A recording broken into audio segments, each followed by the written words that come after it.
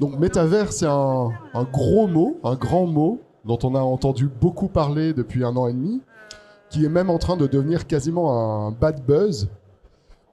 Et on a entendu des dizaines et des dizaines de définitions, toutes plus compliquées que les unes que les autres. On peut se demander vraiment qu'est-ce que c'est le métavers. Alors déjà, historiquement, c'est un mot inventé dans un roman de science-fiction en 1992. Il faut bien comprendre qu'en grec, ça veut dire méta, donc au-delà, qui englobe, et universe, pour le mot anglais. Donc metaverse veut dire l'univers qui englobe tous les univers. Donc on parle bien sûr d'univers virtuel, d'univers en 3D avec des avatars. En français, on dit métavers pour méta-univers. Des fois, c'est un petit peu moche, alors des fois, je dis métaverse, même en français, je suis désolé. Alors, dans toutes ces définitions du métaverse, c'est quand même beaucoup Facebook qui a pris la parole, qui s'est même appelé Meta l'année dernière. Bon, il y a même un peu plus que l'année dernière, il y a 1 an et demi, pour l'occasion.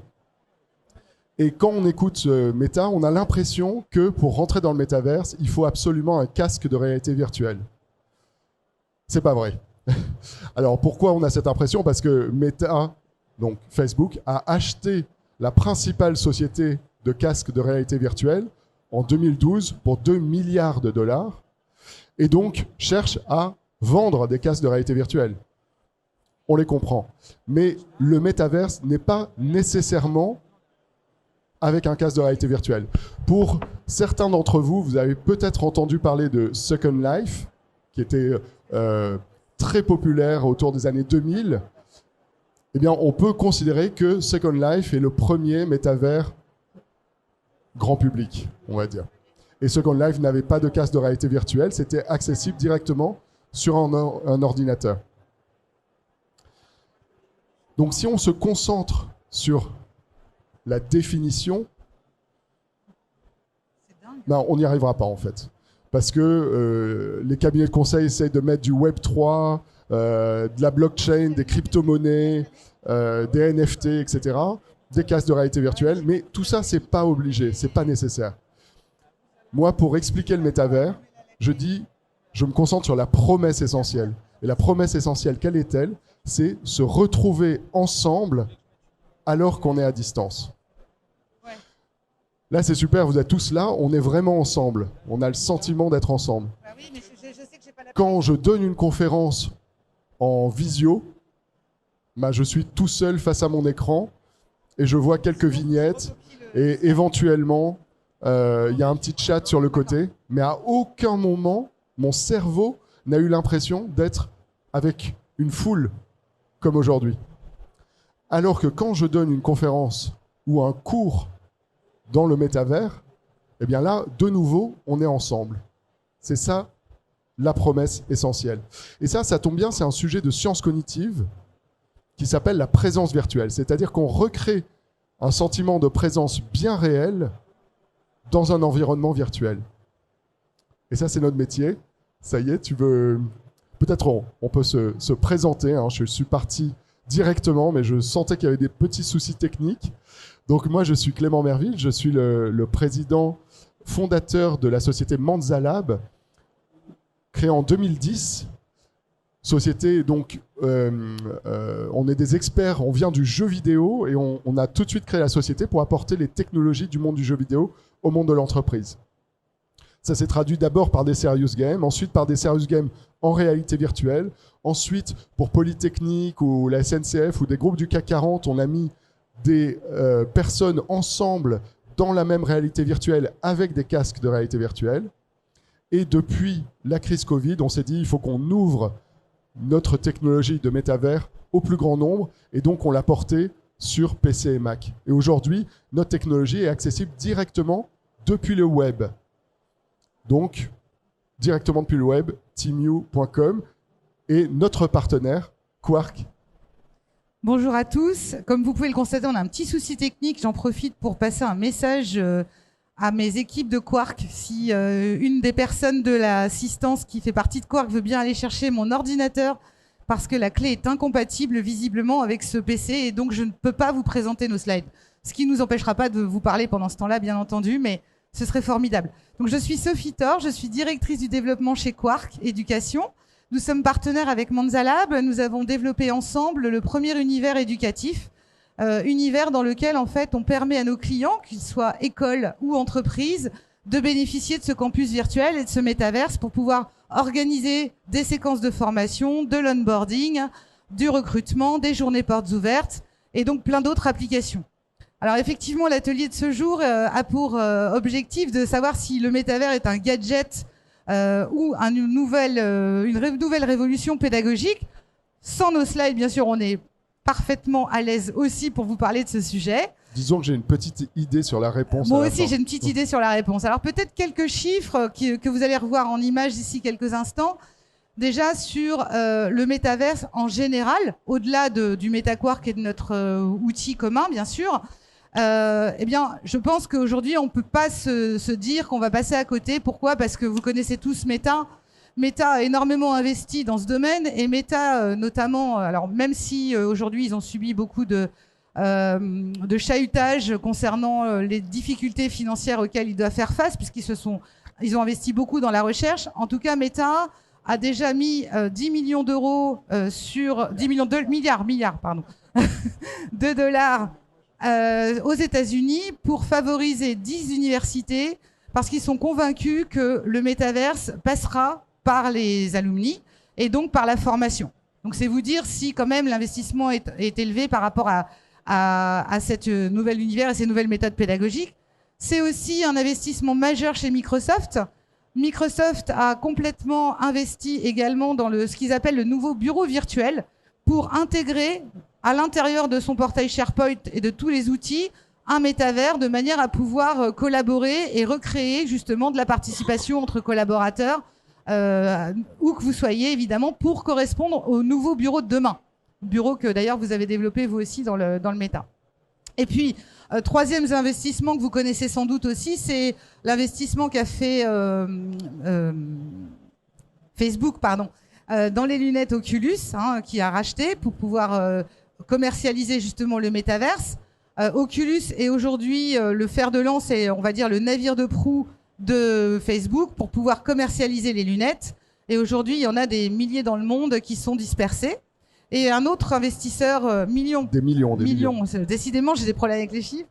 Et un autre investisseur en lunettes, pardon, pas en lunettes, en lentilles, qui va maintenant permettre de s'équiper pour être directement capable de rentrer dans le métaverse. Donc, en tout cas, en termes d'investissement budgétaire aujourd'hui, ce sont des sommes colossales qui se sont donc mises à profit pour développer le métaverse. D'accord, mais à quoi ça sert ?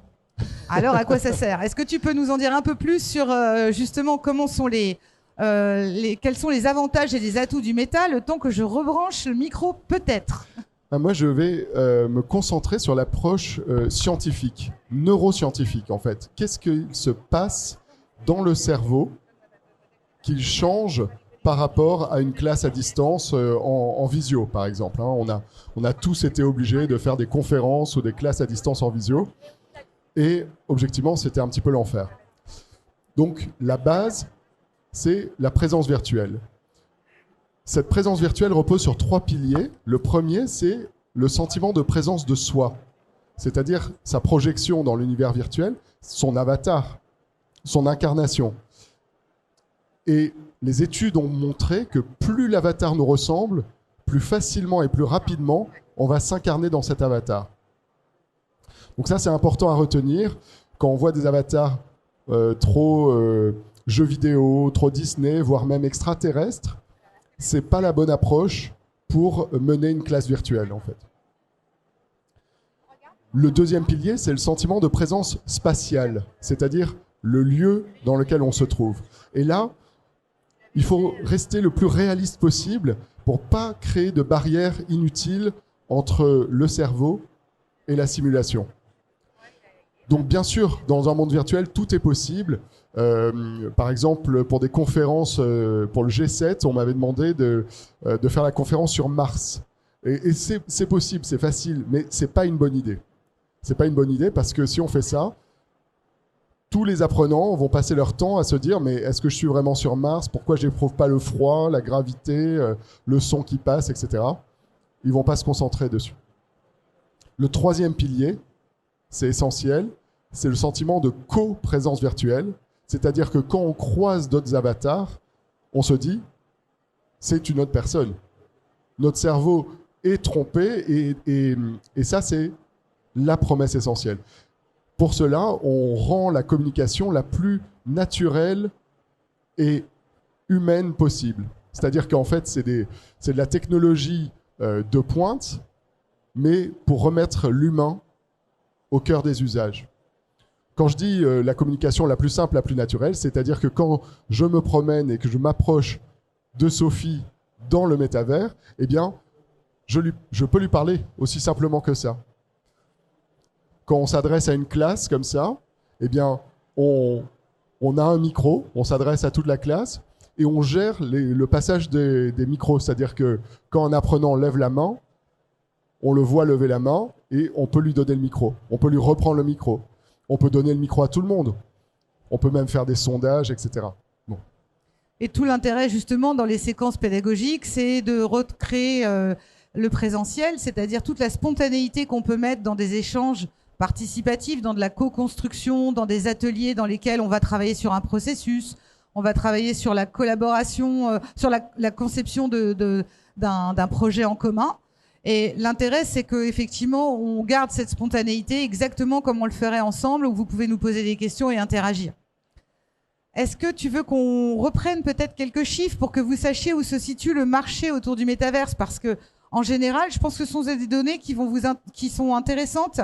Il y a eu une prise de conscience pour que vous connaissiez un petit peu où en sont les Français. Finalement, aujourd'hui, dans le métaverse, 60% considèrent que le métavers ne sert aujourd'hui qu'à se divertir.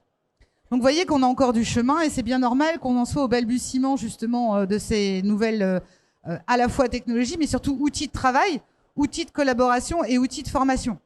Et sur 75% des personnes interrogées, ils sont tous, on va dire, en attente parce qu'ils ont certaines craintes par rapport au métaverse, et c'est bien normal dans la mesure où c'est essentiellement Meta qui a communiqué au départ sur cet univers.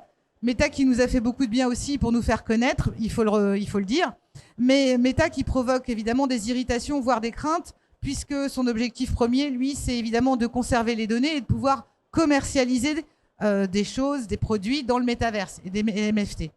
Et aujourd'hui, nous n'avons seulement que 19% de personnes interrogées qui sont prêtes à utiliser le métaverse pour faire autre chose qu'un divertissement ou en tout cas bénéficier d'une séquence de formation. Donc vous voyez qu'on est vraiment à l'aube de nouveaux usages et une crainte qu'on pouvait avoir de la vision il y a quelque temps, mais qui va sans doute évidemment croître très rapidement, puisqu'on a vu un engouement entre le salon virtuel de l'année dernière et celui d'aujourd'hui, avec un bond phénoménal pour la prise de connaissance et prise de conscience de toutes les capacités pédagogiques qu'on pouvait utiliser dans le métaverse.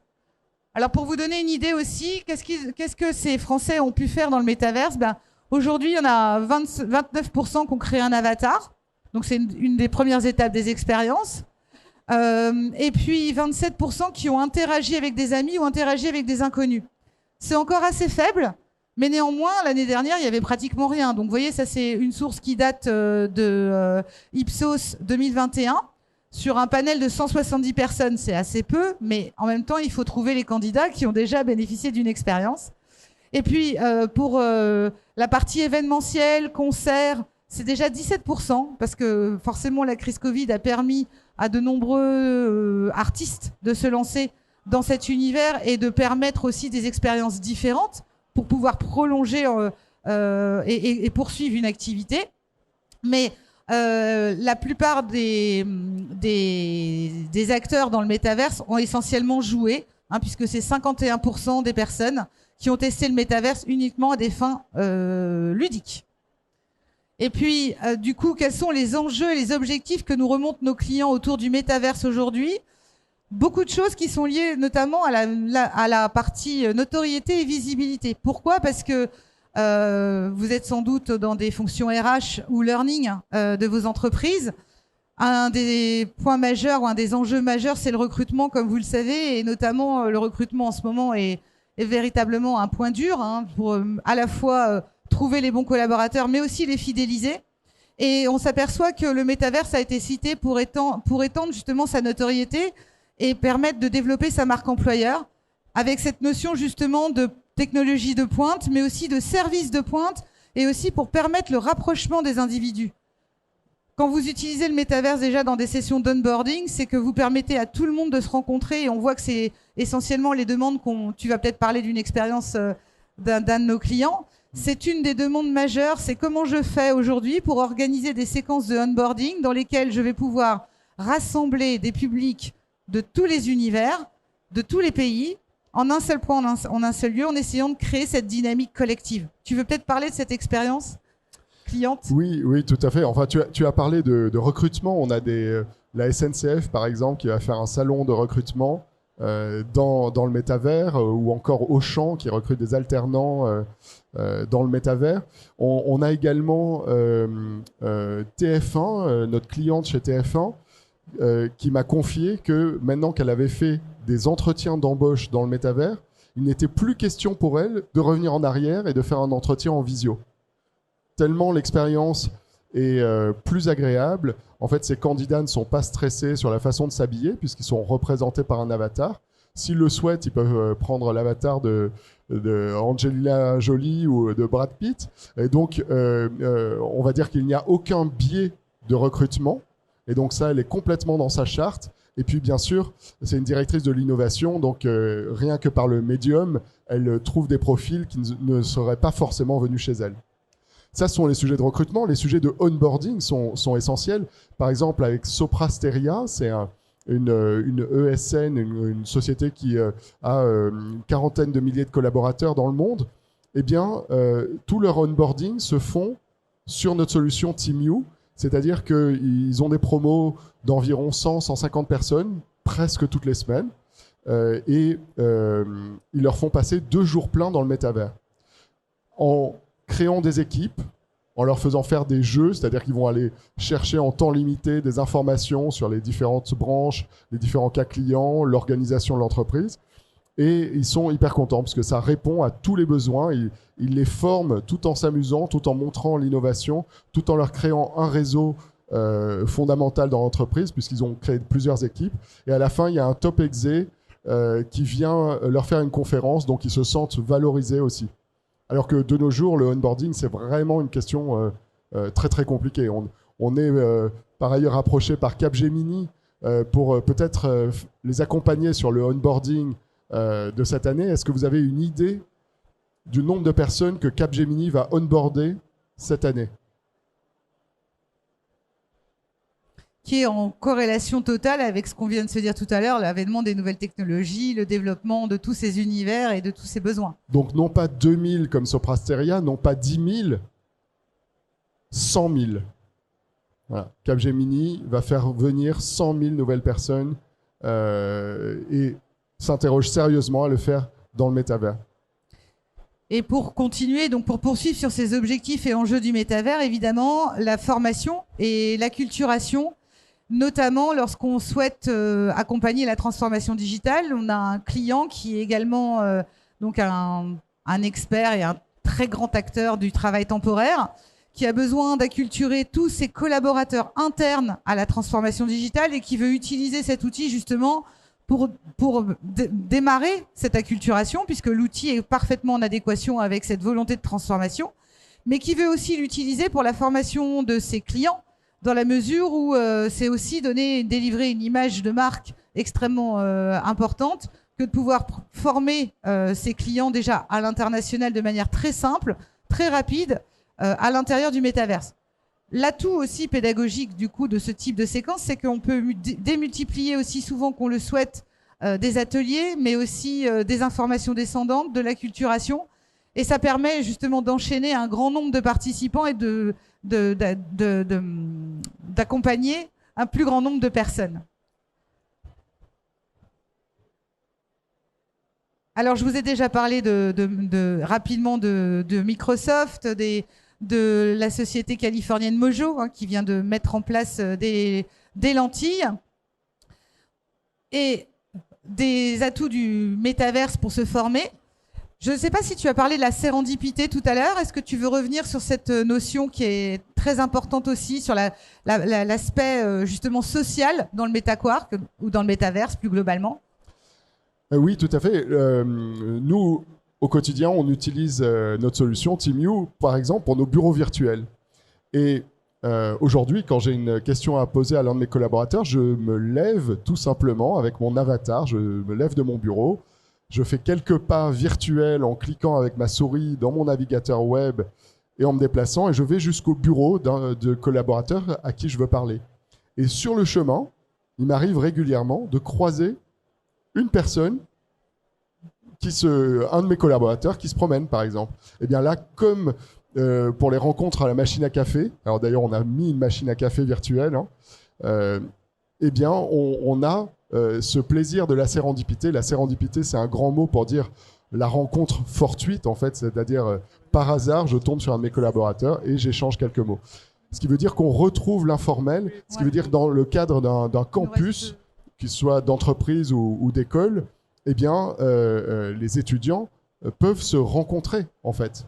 Alors que quand on fait seulement des classes virtuelles avec une solution de visio, eh bien, une fois que le cours est fini, tout le monde se déconnecte et c'est tout.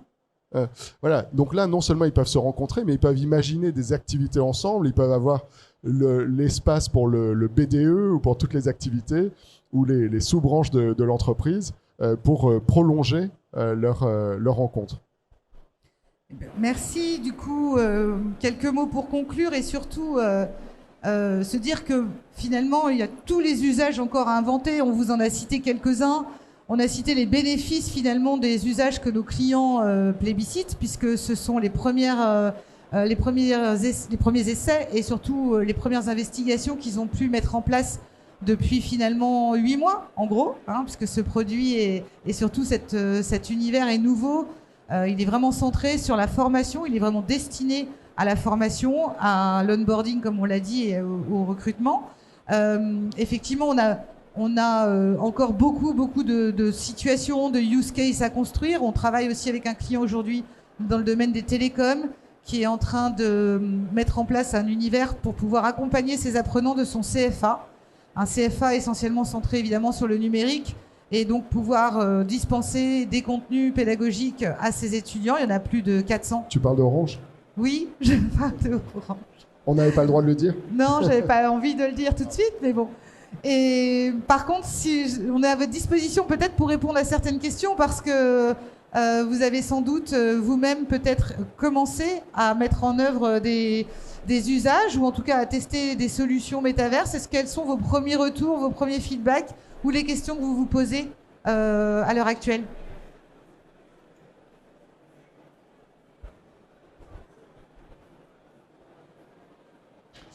Alors, c'est une question.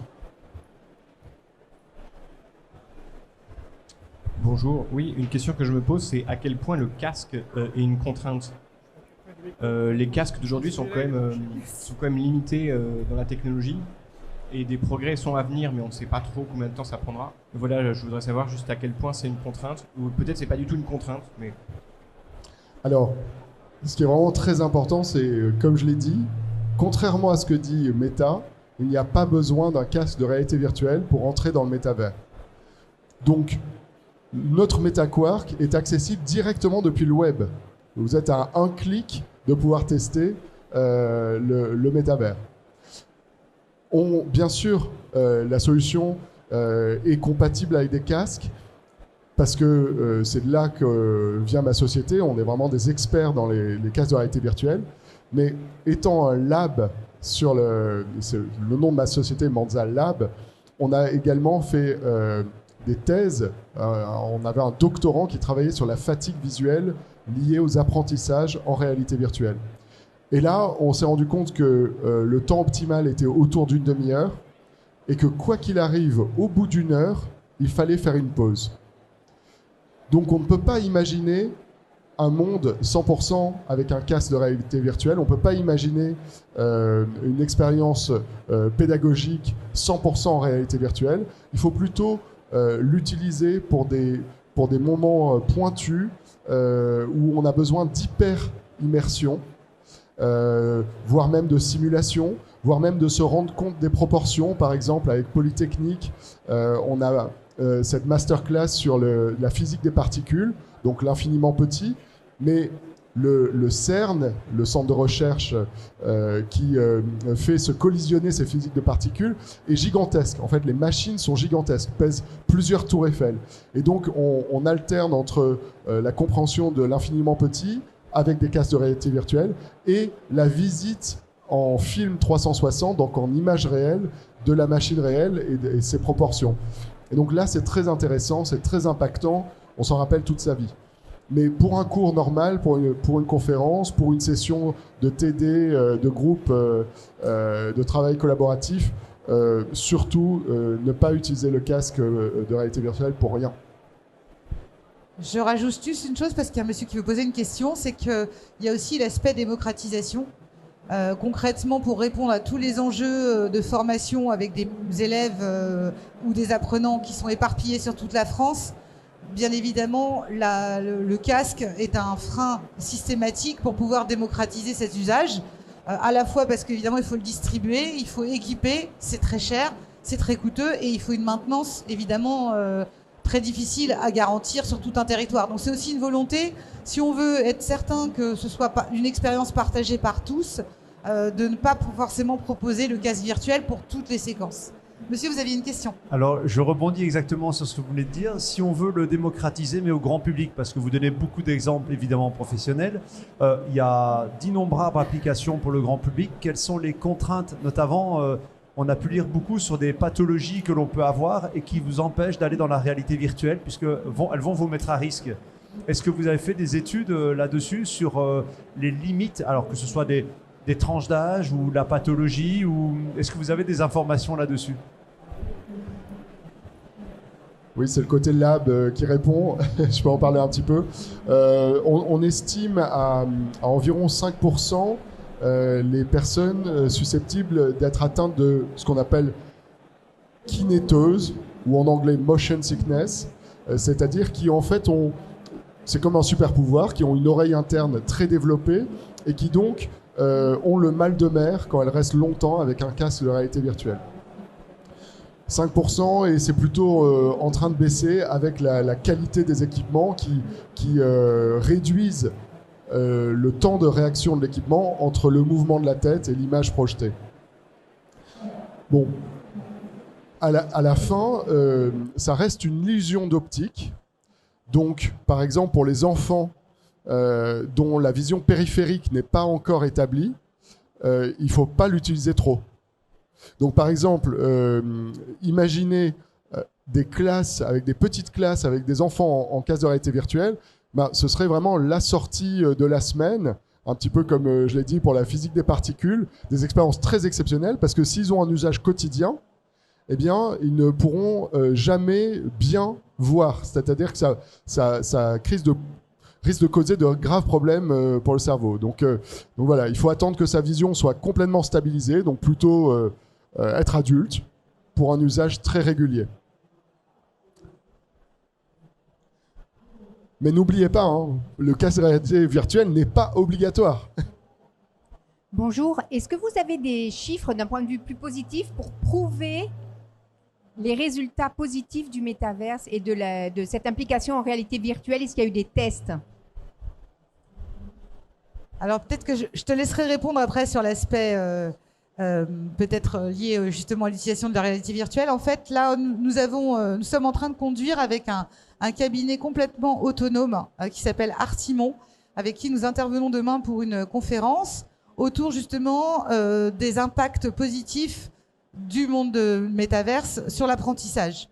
Alors, je vous délivre quelques secrets avant demain, mais je vous invite à venir à cette conférence où justement notre confrère, qui est complètement neutre, a commencé à faire une étude sur les bienfaits d'un avatar, donc la création d'un avatar, qui rentre parfaitement justement dans tout ce qui favorise l'apprentissage. Il vous expliquera comment en fait l'avatar recouvre 3 notions cognitives et accompagne justement l'apprenant encore plus qu'une séquence classique, si je puis dire, de formation. Et nous avons également, en parallèle, depuis les expérimentations que nous avons conduites avec nos clients, déclenché des sondages, donc avec ce cabinet également, pour qu'ils posent les bonnes questions, parce que pas juste est-ce que vous êtes satisfait ou pas de l'expérience, ça ne suffit pas. Et nous allons produire alors peut-être pas un livre blanc, mais en tout cas un rapport sur cette étude d'ici la fin du mois de février. Ce que je peux vous dire globalement, c'est qu'effectivement, l'expérience d'apprentissage est ressentie comme beaucoup plus riche par les apprenants, avec les aspects qu'on a cités tout à l'heure, la spontanéité, la capacité de travailler avec les autres, le sentiment de retrouver les autres, en effet, avec soi, qu'on ne retrouve pas dans une visio, et tout cet aspect échange, justement, que l'on peut décupler grâce à cette prise de parole. Parce qu'il y a peut-être un point que tu disais tout à l'heure, Clément, c'est que, en effet, dans une visio, vous savez que la bande passante, elle n'est pas spontanée, hein, c'est chacun son tour. Là, pour le coup, on se retrouve dans la réalité, c'est-à-dire que je peux vous parler en même temps que moi. Alors évidemment, si tout le monde se parle, ça crée de la confusion, mais cet aspect-là, dans l'expression et dans la co-construction, est extrêmement importante et facilite l'apprentissage. Donc tous ces résultats, on va les produire fin février. Il fallait que ce soit probant, avec un grand nombre d'apprenants, oui, qui aient répondu à ce questionnaire pour pouvoir vous le transmettre. Et la conférence est à 10h30 demain, salle Théâtre 6, si vous voulez venir y participer. Il y a encore une question. Oui, j'ai un tout petit mot à ajouter sur les avantages, les atouts, et c'est un mot quelque chose qui compte beaucoup pour moi personnellement, c'est que avec notre métavers, on émet 4 fois moins de carbone que la même chose en visio. Et ça, souvent, ça surprend les gens, mais en fait, la bande passante qui est utilisée ne sert que pour la voix, finalement, alors qu'en visio, c'est des flux vidéo qui consomment beaucoup de carbone, donc 4 fois moins de carbone. J'ai l'impression qu'il y avait une autre question. Ouais. Alors, merci. Ouais. Non, j'allais dire 3 petits mots sur la visio, puisqu'on l'a quand même beaucoup consommé. Et là sont à nouveau des mots scientifiques, neuroscientifiques. Vous avez dû voir passer des études. La visio est extrêmement fatigante. Donc demandez à vos apprenants de passer trop de temps en visio, c'est dur. En visio, on est moins créatif. Non seulement on produit moins d'idées, mais elles sont moins bonnes. Et enfin, ce qui est catastrophique dans le domaine de l'apprentissage, en visio, on ne retient rien. Donc là, c'est un peu le cauchemar. C'est-à-dire, si on ne prend pas de notes à côté, en visio, on ne retient rien. Pourquoi ? Parce qu'il n'y a pas de spatialisation, de localisation.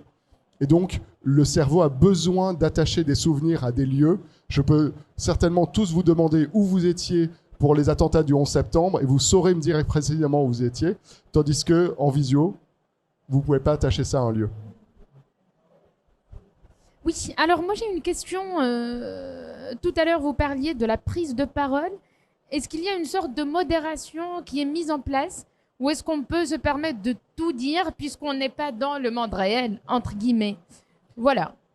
Absolument, bien sûr. Il y a donc la modération se fait alors par quelqu'un qui est présent dans le métaverse à ce moment-là. Il faut forcément une intervention humaine dans la mesure où vous pouvez dire des choses de manière très polie mais qui sont juste incongrues. Donc c'est pour ça qu'il y a toujours une intervention humaine et en effet il y a un modérateur déjà dans le MetaQuark que vous pouvez utiliser pour vous aider pour poursuivre cette idée. On peut également donc effacer toutes les discussions liées à un événement, à un groupe, de manière à ce qu'il n'y ait pas de traces aussi pour que ça reste parfaitement confidentiel. Je sais qu'on a un de nos clients qui travaille dans le secret défense qui souhaite qu'effectivement on ne puisse rien garder. Donc vous pouvez à la fois capitaliser si vous le souhaitez, typiquement si vous organisez plusieurs sessions, plusieurs onboarding, plusieurs contenus pédagogiques qui vont être identiques, on peut les stocker dans une bibliothèque, tous les supports d'animation qui fonctionneront très très bien, au-delà de ce qu'on a pu faire ce matin.